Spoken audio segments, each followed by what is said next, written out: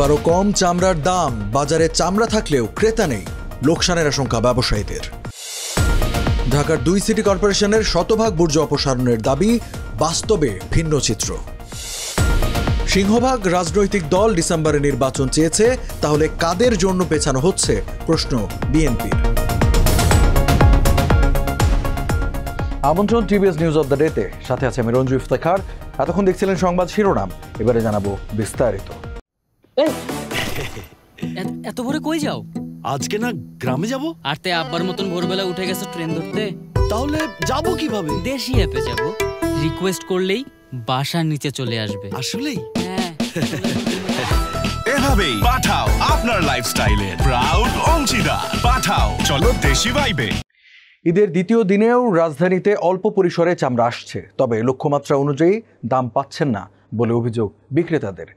এবার চামড়া সংগ্রহের লক্ষ্যমাত্রা পূরণ হওয়ার সম্ভাবনা কম বলে জানিয়েছেন কাঁচা চামড়া ব্যবসায়ীদের সংগঠন Bangladesh hide and skin merchant অ্যাসোসিয়েশনের মহাসচিব টিপু সুলতান।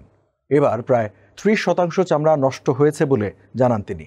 পরিবর্তিত রাজনৈতিক পরিস্থিতি সহ আর্থিক সংকটের কারণে এমনটি ঘটেছে বলে দাবি করেন এ ব্যবসায়ী। সম্প্রতি কাঁচা চামড়া এবং ওয়েট ব্লু চামড়া রপ্তানির অনুমতি দিয়েছে সরকার।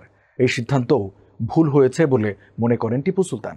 কোরবানির গরুর লবণযুক্ত চামড়ার প্রতি বর্গফুটের দাম গতবারের চেয়ে এবার 5 টাকা বাড়িয়ে 60 থেকে 65 টাকা নির্ধারণ করা হয়েছে, তবে সেই দরে চামড়া বিক্রি হচ্ছে না।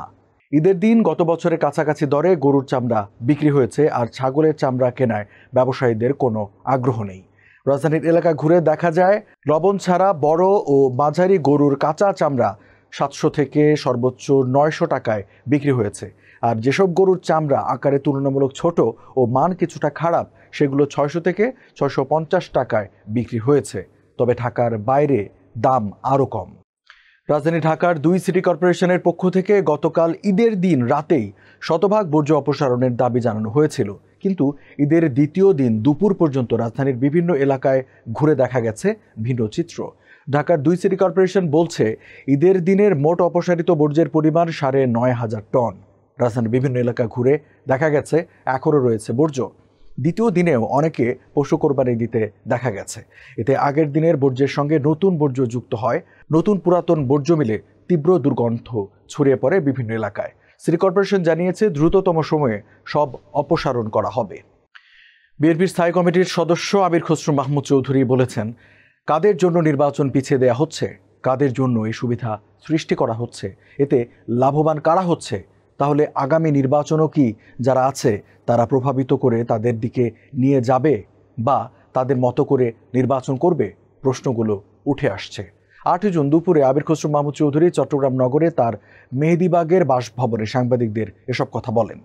ঈদ উপলক্ষে নেতাকর্মীদের সঙ্গে কুশল বিনিময় করার এক ফাঁকে সাংবাদিকদের সঙ্গেও কথা বলেন তিনি।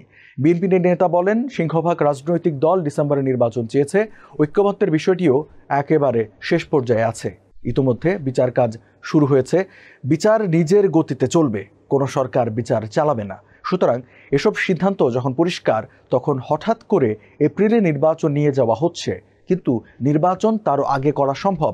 সেপ্টেম্বর, অক্টোবর, নভেম্বরে নির্বাচন করা সম্ভব। আমির খসরু মাহমুদ চৌধুরী বলেন, অনেক ভেবেচিন্তে সবাই মিলে ডিসেম্বরে নির্বাচনের বিষয়টি বলা হয়েছে, কেননা এরপর পবিত্র রমজান মাস শুরু হবে। রমজান মাসে নির্বাচনী কর্মকাণ্ড করার সুযোগ থাকে না। এরপর আবার পরীক্ষা, আবহাওয়া, কালবৈশাখী সব মিলিয়ে সম্ভব হবে না। ফলে এই সময় নির্বাচনী দিনক্ষণ ঠিক করার পেছনে কি কারণ, সেটা নিয়ে প্রশ্ন উঠেছে। দর্শক, এই ছিল আজকে টিভিএস নিউজ অব দ্য ডেতে। এতক্ষণ সাথে থাকার জন্য ধন্যবাদ সবাইকে।